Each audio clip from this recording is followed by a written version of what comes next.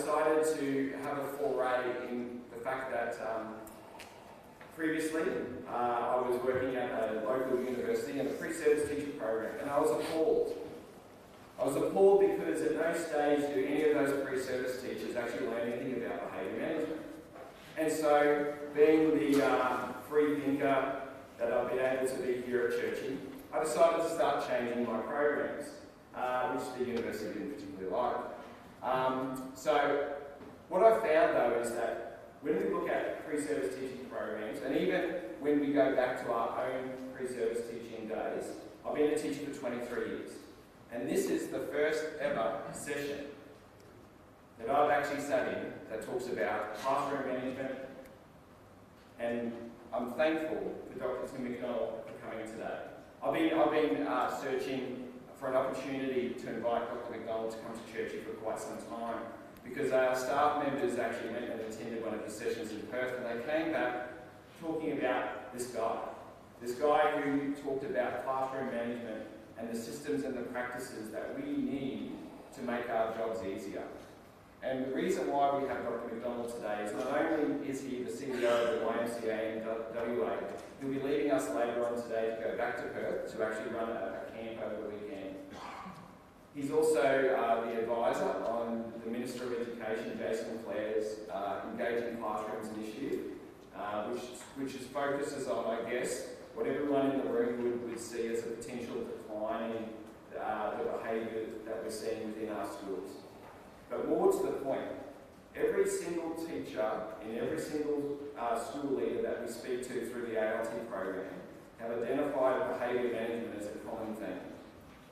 And so, rather than lament and sit on the sidelines, we decided, and this was a great opportunity, I'm really thankful for Dr. McDonald to come in today and changing his plans to be here with us. We hope, well, I'm definitely looking forward to this. This is my guilty pleasure of the day. To actually listen to one of the premier people in this country, or probably even in this hemisphere, talk about something that many of us have never really received great training in. So I hand over to Dr. McDonald, and I also thank to all the people who are joining us via YouTube stream. We've got 50 people in different schools throughout the world joining us today. So thank you once again. I hand over to Dr. McDonald, and I pray that you have a great day today, and that you have some great professional conversations and you learn something that you can take back and apply to your school. Thank you very much. Thanks, Terry. Whew. I think after that intro, there's a lot of expectation in the room. We'll see how we go. Can you hear me? Do I need a microphone? You're okay? I'd rather not stand behind there if we can. What an amazing concept, and I thank Dr. Campbell for that.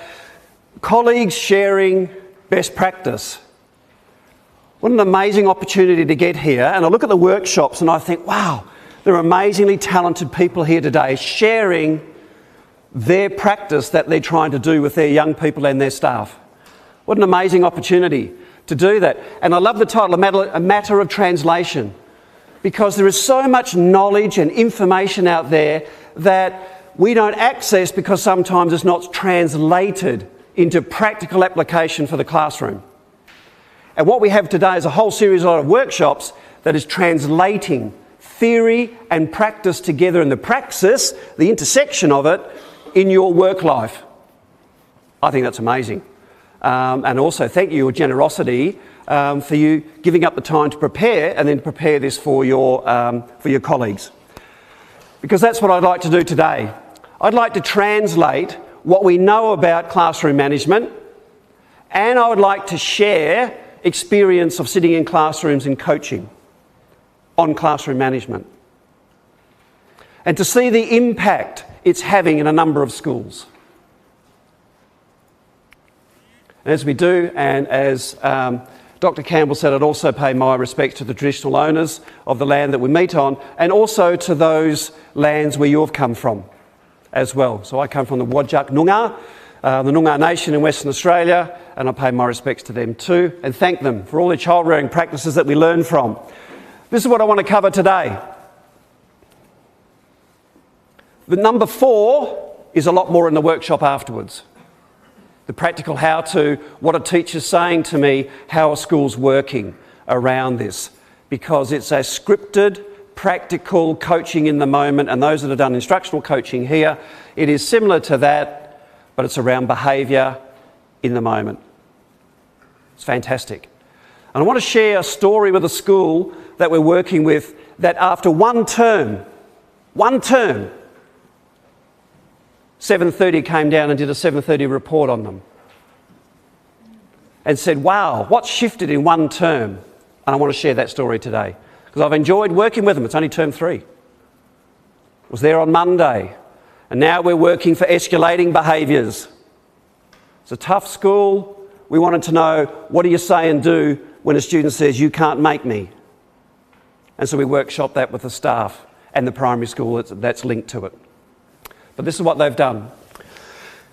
The other thing is that what an amazing time to be in talking about behaviour. As Terry said, it doesn't happen at universities as much as we would like.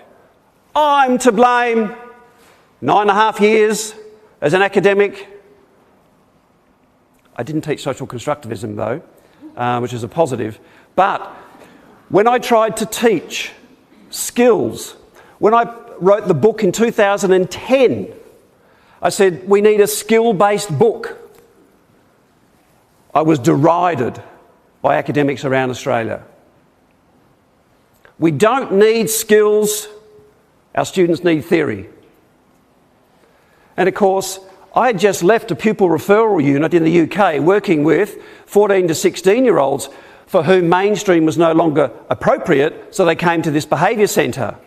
And I'm sitting there going, wow, Barbara Larrabee just came straight out of my head and said, theory is a thin shield when confronted with an angry student. We need skills and we need the language of discipline. This is why I'm so excited about this Strong Beginnings. So excited that this report came out. All of a sudden, Jason Clare's come into the portfolio. People have said it's not working. There was an existing expert panel in initial teacher education, reactivated that and said we've got to teach behaviour. So the Scott report came out with 4 things. This is why a learner's toolkit, this is why people in the room here are ahead of the game. Because you're already teaching about the brain and how the brain learns. But all of a sudden we have a federal government, an expert panel saying you've got to do this in schools of education. Seems no-brainer, doesn't it? Incredible. You must teach how the brain works, but also how it learns. Then you've got to tie what pedagogy, what teaching suits the working memory to long-term memory. And of course we know that explicit teaching has a great match to that. Particularly when we're talking about new skills and new concepts. Have to be taught explicitly, small chunks, lots of practice, lots of repetition. Then they said the third thing, you've got to do classroom management. You have to teach classroom management. My fear in this is there's an assumption that there are skilled academics sitting in universities that have the capacity to do this. There are skilled practitioners in front of me that should be working with these young people. We need a bit of a paradigm shift how we do teacher education, but that's for another time. We've got to teach the skills, and then of course the last part there is we know you need to be culturally appropriate, culturally sensitive, but also aware of the diversity of the young people that you have in your classrooms. Because all need to belong, all need to flourish in the interactions with you in the learning environment. So we had the Strong Beginnings. Then Jason Clare, as Terry said, brought out Aero, $3.5 million. The government have said, we want you to develop practical resources for in-service teachers for schools. And so I'm really fortunate to be the subject matter expert involved in that project. We've just done 10 resources that have been ticked off by the hierarchy at Aero, and they'll be published in December.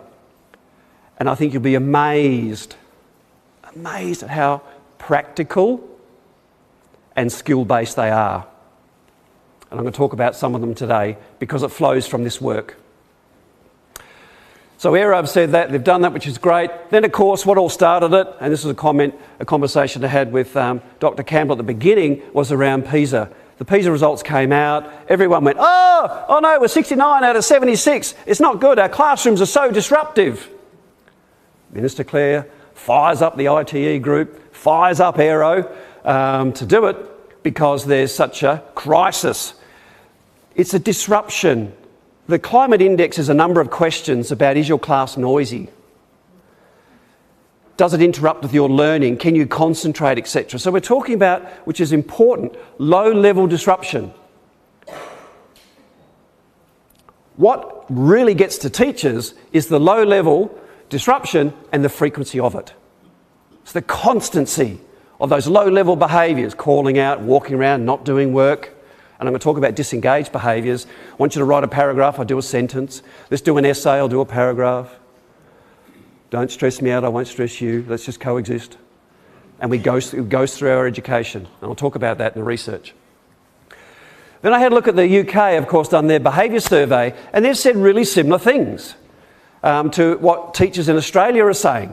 In particular, look at the third dot point.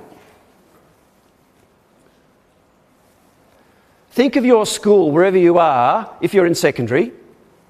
How long are your lessons or your periods? You're going to lose 20 minutes of teaching time if you operate a 55, 57, 60 minute lesson. Primary the same. In your literacy block, your numeracy block, in your specialist subjects, you're losing so much time. And this is not entrance and exit. This is not transition time. This is instructional time. So we want to reduce the disruption so that we can teach, because that's what we want to do. We can teach to do that. And that report's available on their DFE website to have a look at it.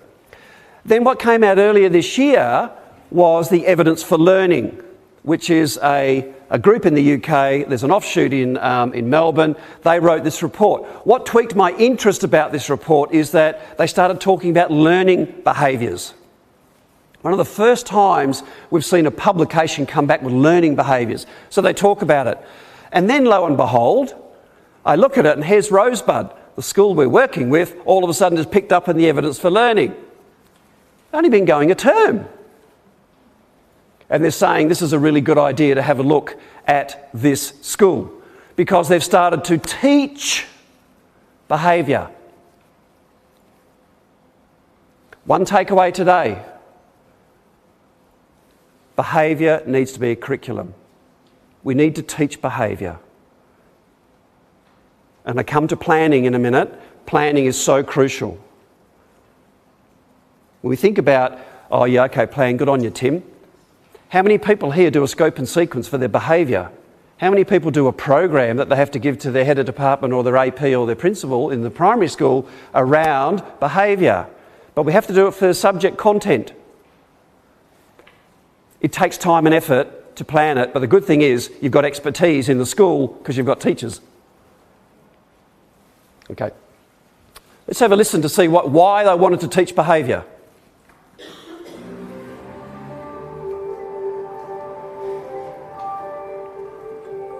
I've been teaching for about 26 years and I've been in the principal class since 2010.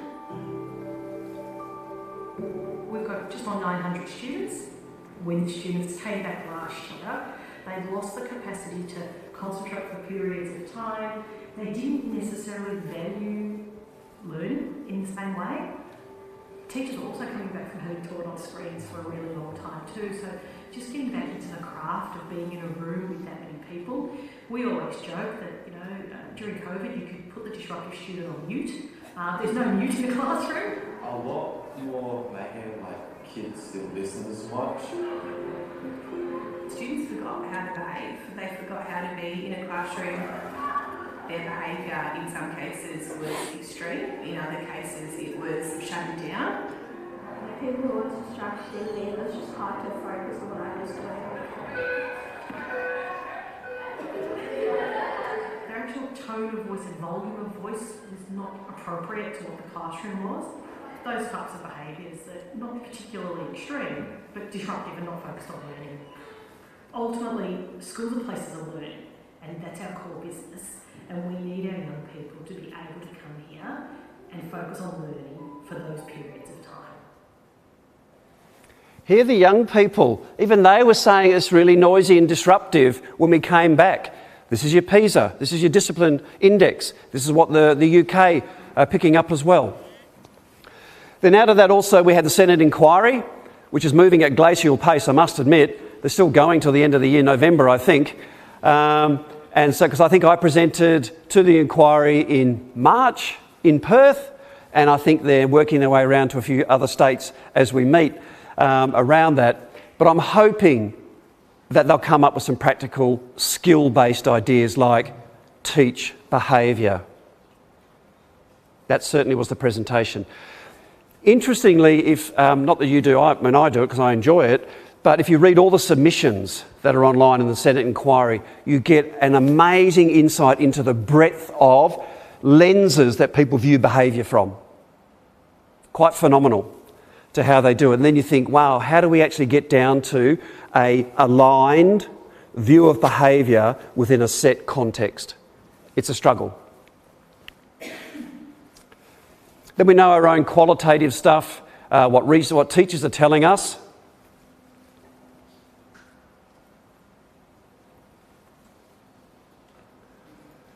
And I would say there would be an agreement in the room here that the low-level disruptive behaviour interrupts your teaching. And some days we just think, I wish it would stop because I want to teach.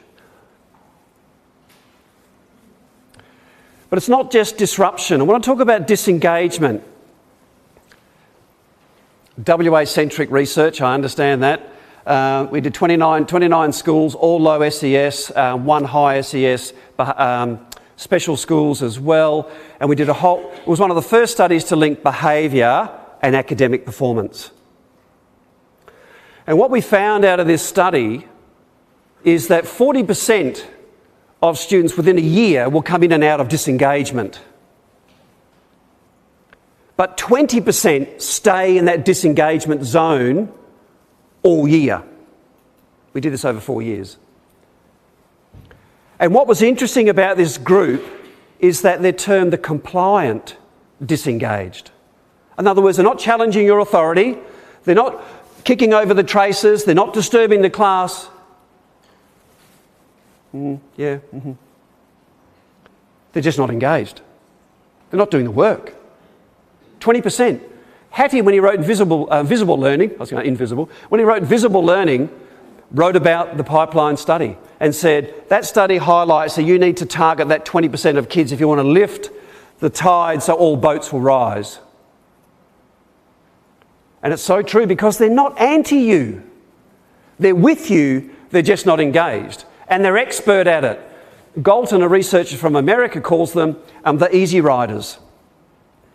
And they ghost their way through school, primary and secondary. Ghost their way through. It's almost their behaviour modifying the teacher. You don't give too much expectation of me to do stuff and we won't challenge you or muck around. We'll be really good. And so it's all of a sudden we're shaping each other and going, whew, this class is really good. But 20% of your class aren't achieving to where they should be. The 20% that were in the compliant disengaged were 1.5 years behind their peers on standardised testing. The 8% who were really challenging in their behaviour, who got most of the attention and resources, were 1.5 years behind their peers on standardised testing. So if we want to lift it up, we look at those 20%, look at those disengaged behaviours, turning up late, not having your equipment, not paying attention, talking out of turn. These are just simple, disengaged behaviours that we can correct.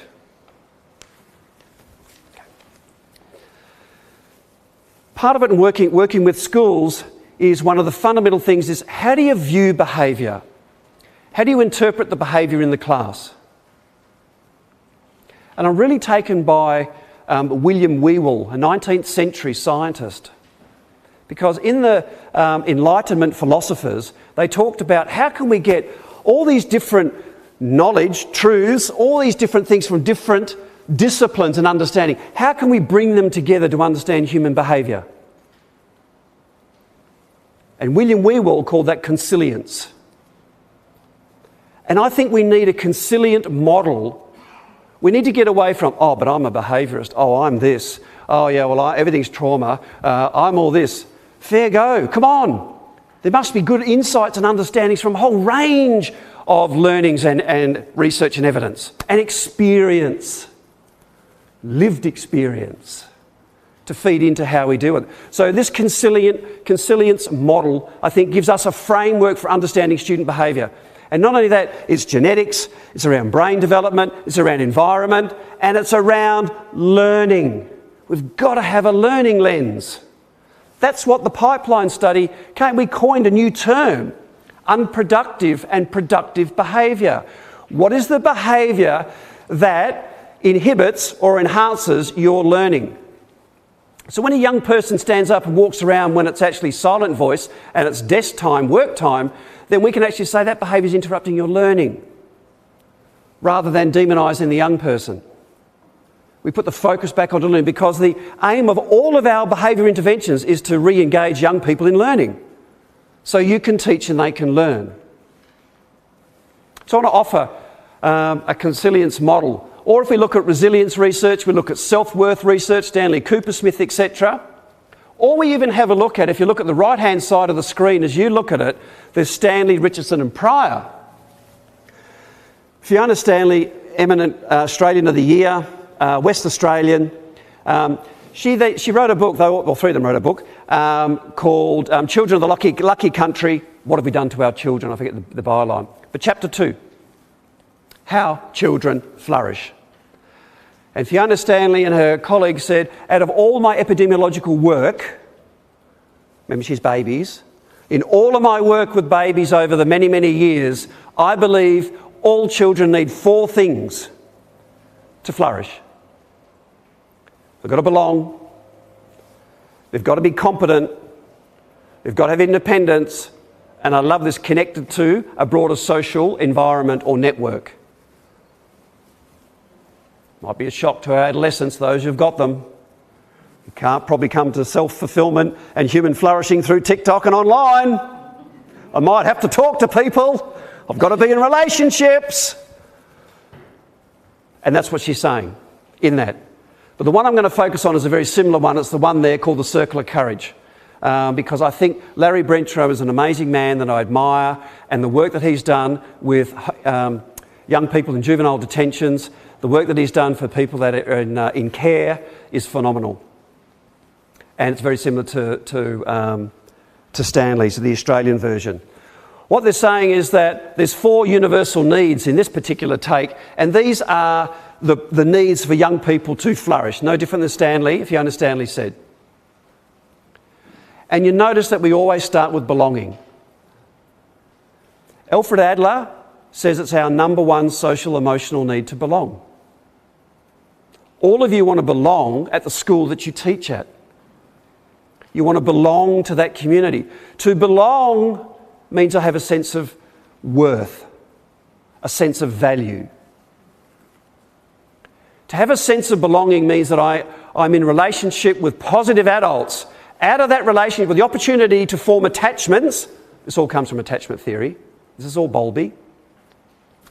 When young people have the opportunity to form attachments, they then learn, I can trust. Belonging is about developing attachments where a young person can say, I can trust. Trust is crucial for education.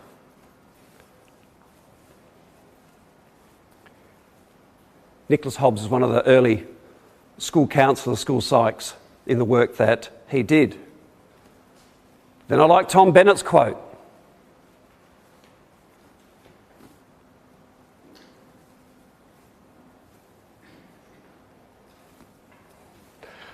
Look at the title. Of course, relationships are key. Because everyone says, oh, it's all about relationships, all about relationships. Day 1 with your new class, you don't have a relationship with them.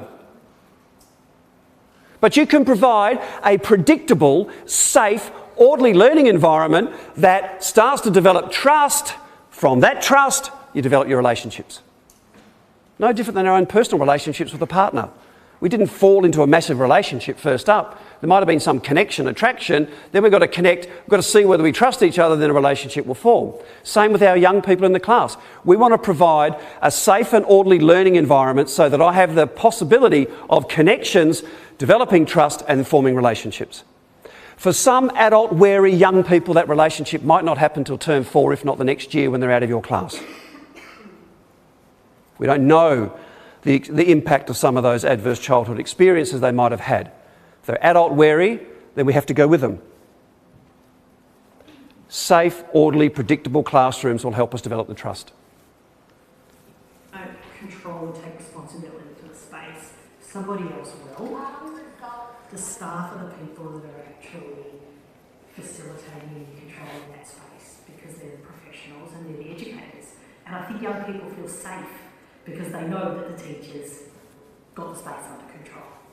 School has to be a space that's completely equalised as much as it can be so that everybody's got the opportunity to access learning.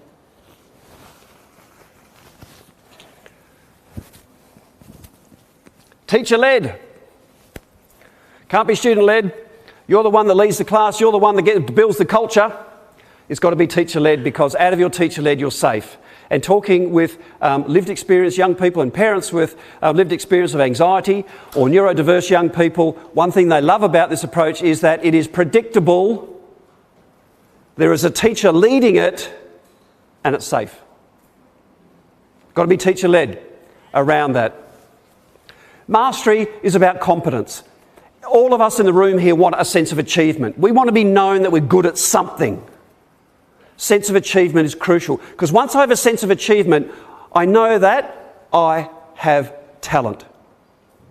When I have a sense of belonging and a sense of self-worth within that community I'm in, I can trust. When I know that I can achieve, I know that I have talent. I'm much more likely to be engaged in the learning if I realise that I have some talent and that's fed back to me. You see, this model is very strength-based, not deficit.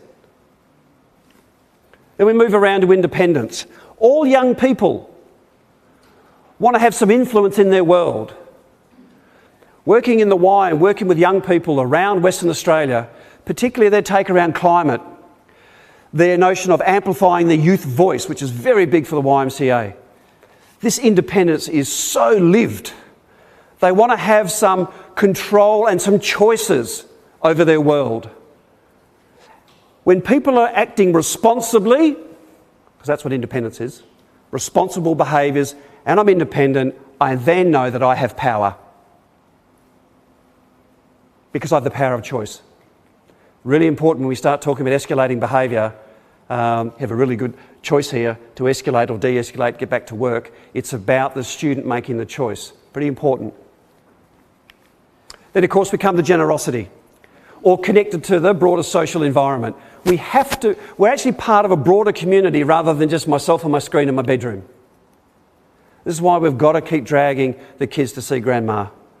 We've got to go to these events where we're family events because we've got to talk and interact with others. Because out of the opportunity to talk and get feedback from other people, I realise that my life has a purpose. I really like the way that, I really appreciate you turning up. Thank you for being here, etc. I realise that I have some influence in my world, that my life has a purpose. Very important in a school community. Look at the amazing learning resources that the school give me. This chair is fantastic so I can sit and study. Look at this desk I've got here. This is amazing. So you have to give back to the community that's given you so much. Generosity. This is your altruism. Out of generosity has to come respect. How else are we going to teach young people about empathy? Unless they're part of a community, which is crucial. From a trauma-informed lens, no different. They fit into the universal needs. It fits into this consilience model of how human behaviour. Young people who have adverse childhood experiences, suffered incredible stress and trauma, the first thing that they need is they want to make sure that they're safe. They've got to be safe in your classroom. To be safe is they need to know that there is order, that it's predictable and it's calm. So it's not something different for different groups. This is what we want to do. And I love Howard Bath's work. I love his work. First Children Commissioner of the Northern Territory. Did the Royal Commission into the way children are treated in the Northern Territory. It's an amazing leader, but comes from a deep clinical background around working with young people and trauma. The second one is around connections. They've got to have the opportunity to make connections, which is your belonging. It's secure attachments. They need to know, are you for them? Are you friendly or foe? And so they want these connections that you can have. And then lastly, of course, with young people that really struggle with self-regulation or are dysregulated because of experiences, we need to teach them self-regulation. And teachers can do that. This is not a specialist skill that's outside the classroom. We do that with our language and how we reaffirm the behaviour that they are exhibiting when it is appropriate, and then we work with replacing the behaviour that is inappropriate. So the young people need that self-regulation. Planning, planning, planning, planning, planning, planning, planning. You've got a plan. It can't just happen. Gone are the days where it's a big Sunday night and you come in on a Monday not feeling the best, strong coffee, and you do all your planning from the staff room to the classroom. The students deserve better than that. And of course, it's so much information that we need to do in it and chunk it up in particular ways. We need to plan properly, because instruction and behaviour are two sides of the same coin. Instruction and behaviour are two sides of the same coin. So we need to work out what is the classroom that you want to create. In the work that we do, we work with this chevron across the whole school. And it's challenging, because what's the culture that you want to create? Schools with a history and a tradition have a wonderful culture to tap into. Now, how does that culture look like and sound like and feel like on a day-to-day basis in a classroom? You have to translate that. So we need to know what the beliefs and values are. We then need to know what is normal in your classrooms. You've got to say, what is normal? What do you want in your classrooms? What does working mean in your classrooms? What does engagement mean in your classrooms? We need to quantify. What is it? Write it down. Oh, I want the kids to be a community of learners. What does that mean? How do they speak to you? How do they answer questions? How do they work by themselves, partners, groups? What's the voice that they use? I want them to have respect. What does that mean, respect in the classroom? And how does that respect relate to the routines and the rules? Because your rules all should come back to your values. This helps the teacher out on duty at lunchtime and recess, when you can say that behaviour doesn't match our value of respect. When you push and shove, that person doesn't show respect.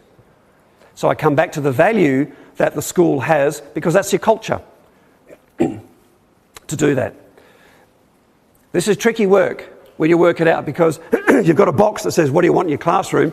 The leadership do it, and then the teachers do it. Hopefully they'll match up.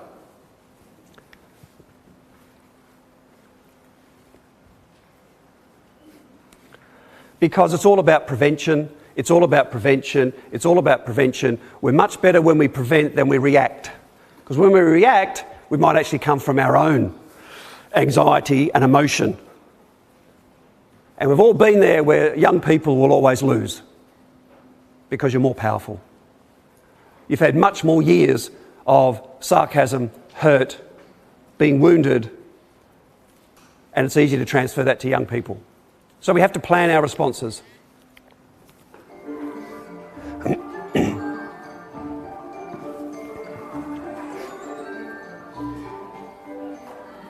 Day one for the students meant that in every single class with every single teacher, they were taught the 3 routines initially. So they were taught, this is how we're going to enter the classroom, this is how we're going to exit the classroom, and this is what the cue to start is that the teacher's going to use. So they did that on repeat 5-6 times with every teacher, entirely scripted. Here's the routine. Here's the stability of school. Step into this space. Be safe. Know you can learn. Firstly, I thought it was kind of strange, but as we got to use it more, I think it was really good, because now we're not like hurtling into the classroom and like banging over stuff. Lining up in two, walking and standing behind your chairs, it sets the tone for the lesson. So previously they might have been grouped outside, chatting away, so when we come into the classroom, that energy is reflected. Last year it was really hard for me to get everyone's attention at once. Actually having a cue to start, mine's Marco Polo, pretty simple. So you will need a pen out in front of you, please. Marco. Immediately they know that I'm wanting their attention, they repeat it, and they're focused on me. So yeah, for me that's the most powerful. It's increase the teaching and learning time because I'm not waiting that 4th or 5th time to get their attention. I'm not waiting that 4th or 5th time to get their attention, and I've increased my teaching time. In your instructional coaching or in your working with colleagues, how often do you see that they go to the 3rd or the 4th time before the young people are actually quiet? We've got to get to the same automaticity than you do with your times table, the same automaticity in relation to the routines. The cue to start is cueing. I'm cueing in. Cueing psychology, come to a stop sign, stop. I don't have to think, I just do it. Exactly the same in the class, and we want to make sure that we maximise instruction time. Therefore, we need to teach the young people that when I want whole class or group attention or assembly, we have certain minimal verbals that we say and I get a response for it. And we'll talk more about this in the workshop, how they came to that and what happened across the primary school and the secondary school. We need to teach it explicitly. Some students, do not have the ability, skill, to behave in a way that you want them to behave in your classroom. If that's the case, then you need to teach it. We can't let young people be disengaged and fall behind in learning because we didn't teach basic behaviours that help them to learn. I think this increases the disadvantage gap we have in Australian schools. The students that come into reception, year 1, that have the capacity and ability to sit on the mat, to take turns, to keep their hands to themselves and fold their feet, and look at the teacher, they'll learn, they'll build knowledge sticks to knowledge, it'll grow in knowledge. Those students that don't have that capacity won't learn as much. So we're getting this divide in Australian schools where if we could just teach some of the behaviours that we believe you need in your class for your students to learn, we can lessen this disadvantage gap.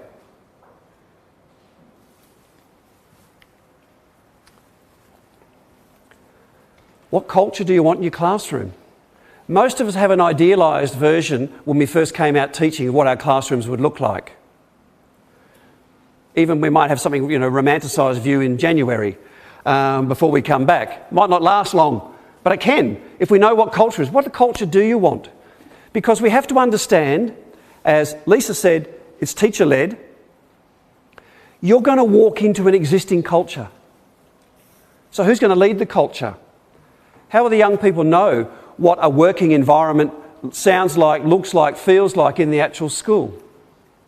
Also, students will come from a culture outside of the classroom and bring it into the classroom because this is where beliefs and values are going to be a source of classroom conflict for you.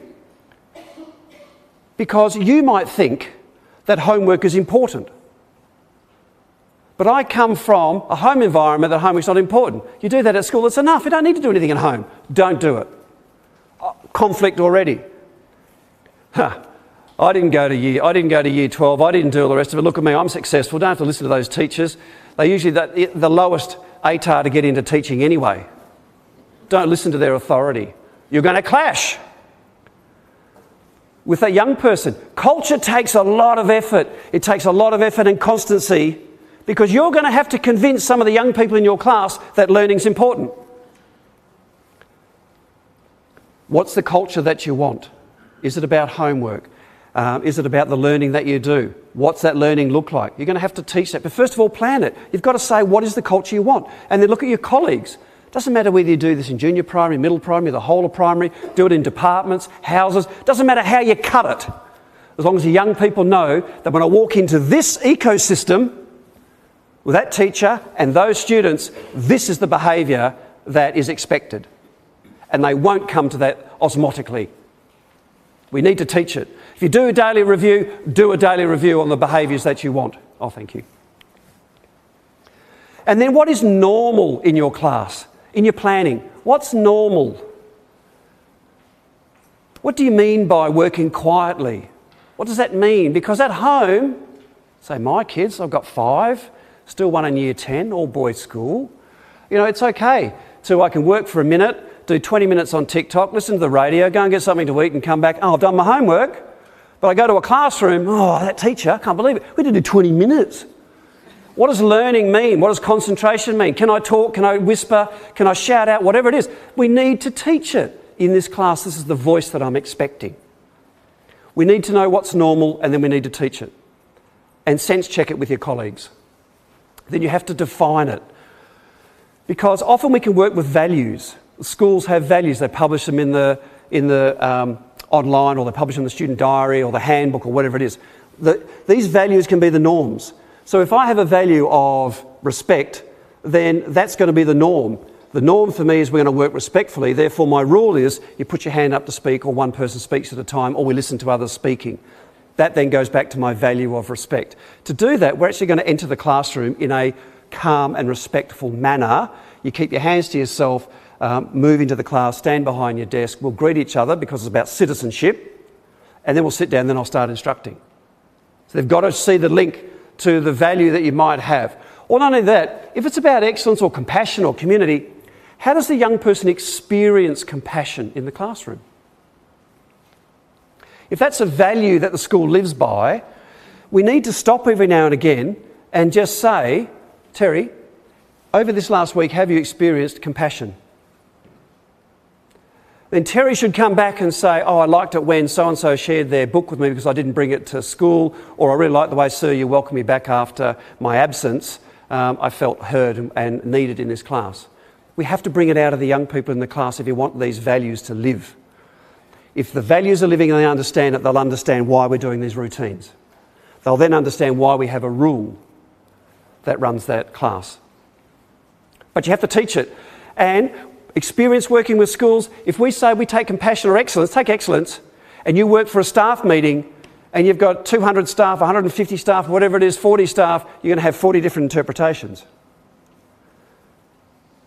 Then how do you get consistency across the school when there's different interpretation to the values that should be driving our behaviour?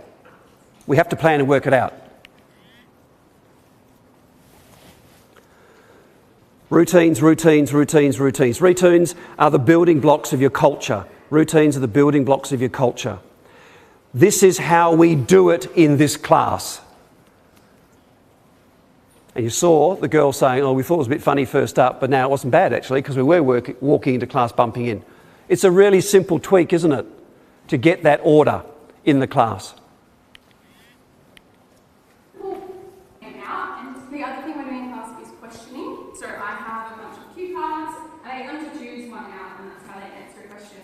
Who is our current Prime Minister? I think they're sharing on the card, the boys. Who is going to answer our lucky last question? Oh, me! Let's go around. Anthony Albanese. Every student who walks into every classroom knows that they could be called on multiple times in any lesson. I'm going to pull out a name, and you guys are going to help me with the pronunciation of this sentence. Cooks, first character. The teacher can pick out anyone's name, so it gives us a chance to be more switched on, because you never know when you're going to get picked, and it just gives everyone a better opportunity to learn.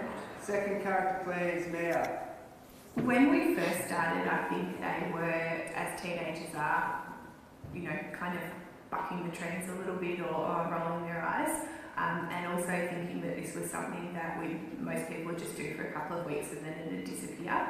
But very quickly they realised that it was a whole school approach. They could see the benefits. We talked to them about calmer, more settled classrooms, about more focused learning environments, about what that meant for the whole school community. There's so much in that little clip. So much. There's all your theory about whole school approaches. Everyone does it. It's consistent. and the students know that they go from whatever classroom they go to teacher, they're going to be the same in the sense of engagement norms that they used, but also around the routines that they have in their classes. The key, as the teachers tell us in these schools, is that my colleagues do it as well. And for some of you here, you could have been saying for years, why am I the only one doing this? It's not fair. Why am I the only one checking uniform? Why am I the only one that's checking on homework? Why am I the only one that's expecting levels of behaviour that are acceptable in this class? Well, now, the power is we all do it. And it's simple.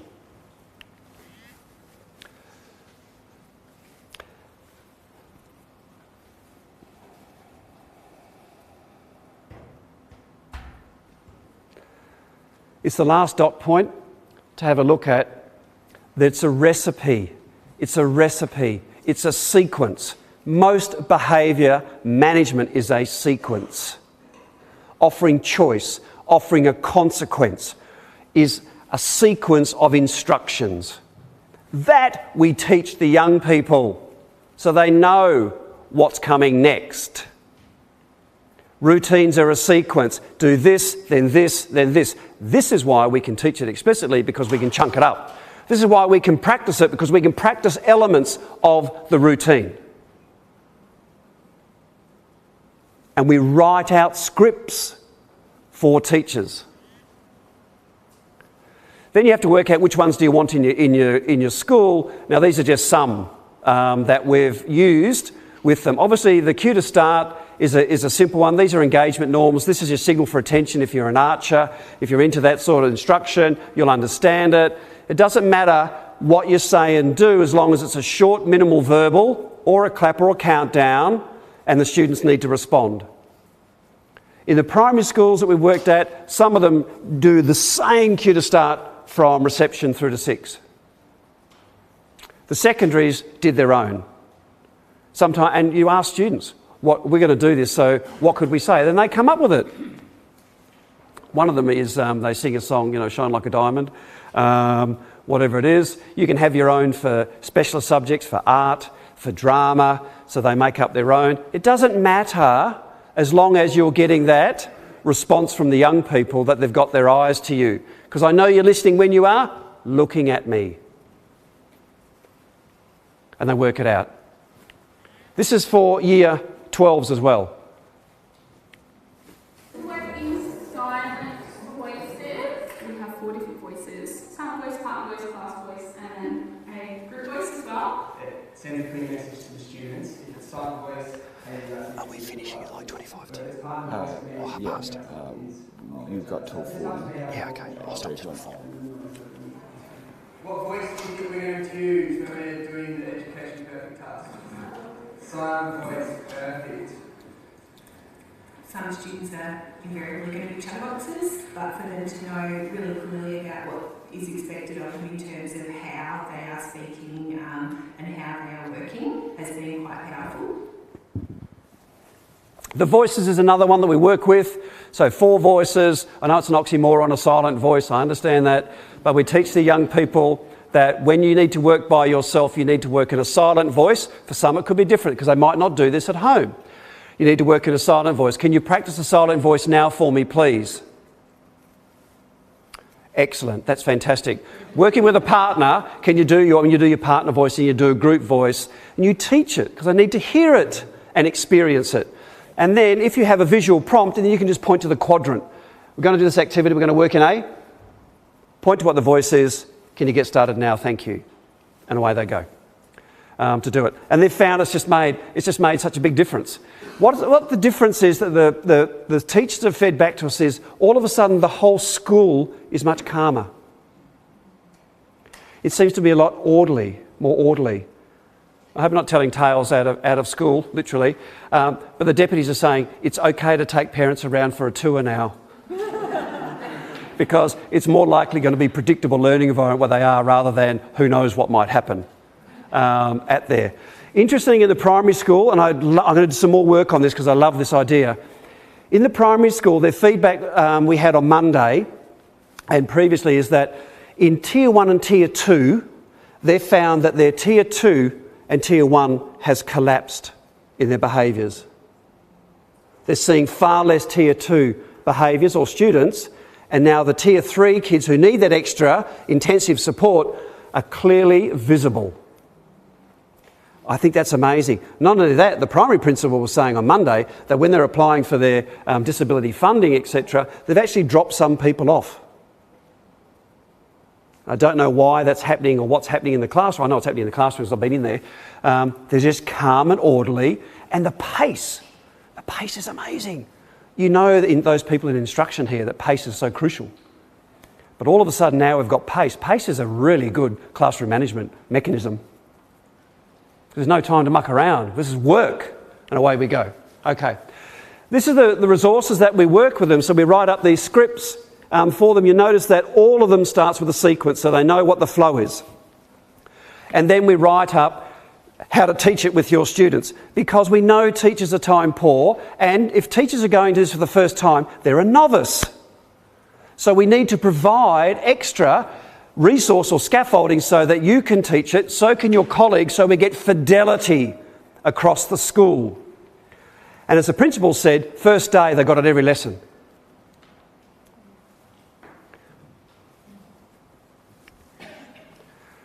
But the key to all of this is not the sequence or the routine, it's the teacher skills. Boy, this is so old-fashioned. Imagine talking to young people, teachers, about proximity. But instructional coaches, if you've been in classrooms, you'll know that some of these skills aren't there, and your teachers who might be struggling, 100% it'll be because of this. So we know proximity is crucial. So the entrance routine, proximity is crucial because you've got to stand near the door. And you've got to stand in a way that you can actually see both lines. You've got to be actively doing this. Can I scan everyone in the class? Well, I can't do it if I'm hiding under the desk or in the corner. So proximity is crucial. And you know this yourselves in your teaching. If someone's talking, you can just stand next to them. And then you keep teaching. I'm not interrupting the flow of the learning or my instruction, but I'm using proximity as this student knows that I know that he knows that I know that he's talking, shouldn't be, and needs to get back to work. Or I can then go into a gesture and just tap the page. I don't have to interrupt my teaching. Proximity is great. The pause, this was the greatest learning, and the one that teachers, from our experience, struggle the most with. Let's do an example. If I go tick, tick, can you say boom back to me and play along? Okay. Tick, tick. Right, now we're going into... No. Tick, tick. Pause. Now what do? I've got to scan to make sure that I get 100% attention. What we're finding is teachers don't have a long enough pause. I know it sounds really, how obvious, but they think that the class is going to run away. They think the misbehaviour is going to go. No. The longer you pause with that look and that scan, you've got the class. And of course, then I can actually say, I can then name if I have to, Aloysius, thank you.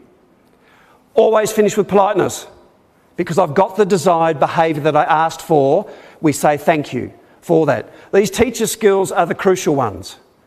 We also know that as behaviour escalates to crisis, explosion, whatever it might be, it's what the teacher says and does that either calms the behaviour or escalates it. And we can look at the use of the teacher skills. So proximity, the pause is so powerful that I can be... Thank you. I can pause mid-sentence and all of a sudden students know what's going on. What's McDonald doing? And we can pay attention. The pause is very powerful. The name, the voice, of course. The voice, lowering the voice. Teachers do that really well. Keep it low. And the kids go, what? That's really good. Or I can put an intense tone when I can sense the frustration of the noise, etc. and rule remind in that. So voice is really good. The look, of course, you've worked with teachers and yourselves that you could stop a train. And the kids know the teacher that's got that look. It's so crucial. And can we intensify the look? Of course we can, by turning and facing. But we teach this to the young people in the first day. Withedness, of course, comes from Jacob Coonan. You know about, he's got dangles, flip-flops and all these other things that he came up with, and withedness is one of them. What's interesting in the coaching is just how many staff, because they're so well-intentioned and they love their kids and their subject, go in, right, you do this, whatever. Kids are out the window, someone's painting the wall. It's just that withedness that I can help that young person with their work, but at the same time, I need to make sure that I can still scan and look around the room. We just get into bad habits. And so we need to just bring it to the... And what this does, it just brings these skills to the conscious level. So now that I can be aware of it, because all the research around effective teaching, the teachers that manage their class the best work the hardest. It is not, oh, they're just born like that. Oh my God, they're so charismatic. No, they work really hard. You watch their circulation, you watch their proximity, you watch their look and their pause and their scanning and reminding, and the fact that they keep teaching. And that's what we want to do. So we work through with teachers around this. Day one planning is crucial, and so I just wrote a day one plan for a number of schools, and it goes for about 4 pages. Because you know in day one there's so much to do. You've got the assembly to go to. If you're in the junior school, they've got tissue boxes, they've got everything else that they bring in with them. So somehow you've got to manage all that, plus the parent anxiety at the door and all that. So you've got to plan what you're going to do, because you need to teach the routines. This is not a week 3 job. This is day one. This is the culture. This is how we do it around here. And so if we do cue to start, entry and exit. Might do rules as well if you've got time. So it might mean that there's less games, maybe less get to know you, and maybe let's get into getting the framework for a safe and orderly classroom up and running. You've got to plan it. No different than what you would plan for your content and your subjects.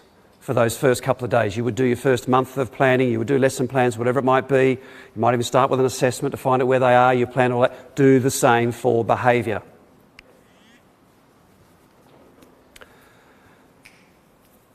And this just causes fights. Rules, they're very complex, although they're really simple, and we're not going to go into it today. It's just a matter of how, the main thing of this slide, align your rules with your values. I would sense check them with people outside the school. Do they make sense? If you have any say over them. If they're just, the rules are then set, then you go with them. That's what working in the school is, and you need to teach that to the young people. But the thing about rules, it's a drop-down menu. What does it look like, sound like, feel like in this class? How will I know that you're following this rule? Well, we'll be looking at you, sir, or we'll be working, whatever it might be. That's fantastic. Thank you. I really hope to see that as we work together in this class. And so we bring it to life for them.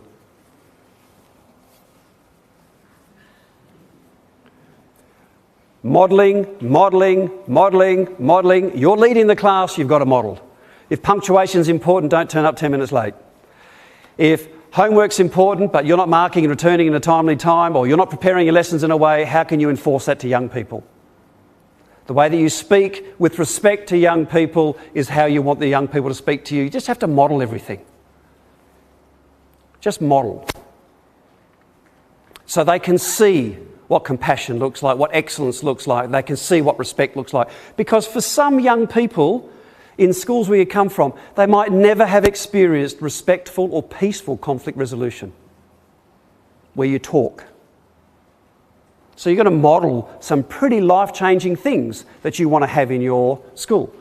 If you want to treat the female and male staff members with equal respect, it could be the first time that someone from a misogynist background actually thinks that it's okay to treat females with equality. They need to experience that.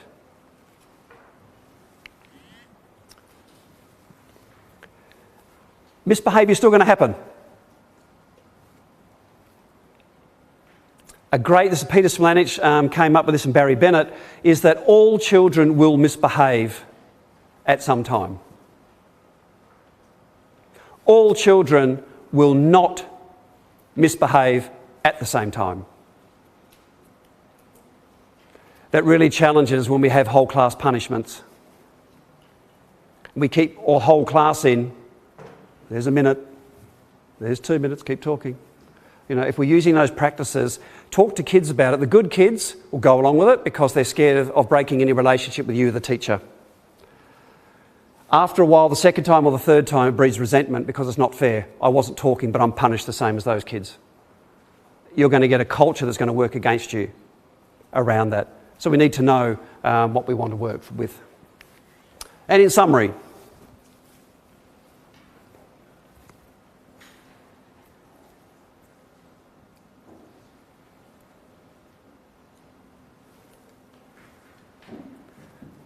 CFU, for those, check for understanding. One of the most basic, brilliant things you'll do in explicit is always check for understanding, because you can't assume because you've taught it the kids understand it. The same in behaviour. Just because you've taught it doesn't mean they understand it, so you've got to check for understanding. If you do daily review, if you're into daily review, do a daily review of the sequence of the routine. Assess them to make sure they understand what the sequence is and what the rules are. Do exactly the same.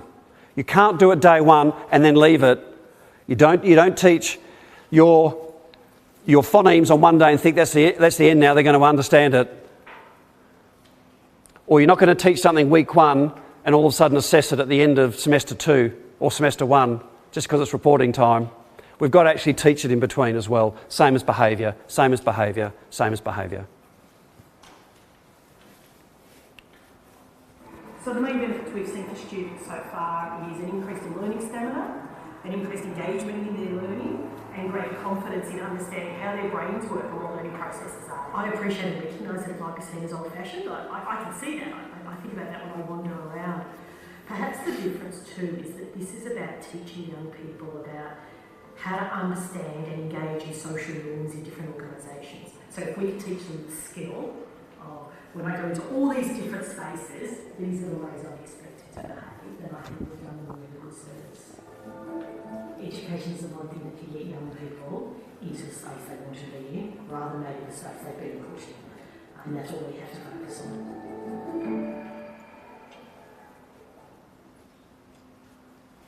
Thank you.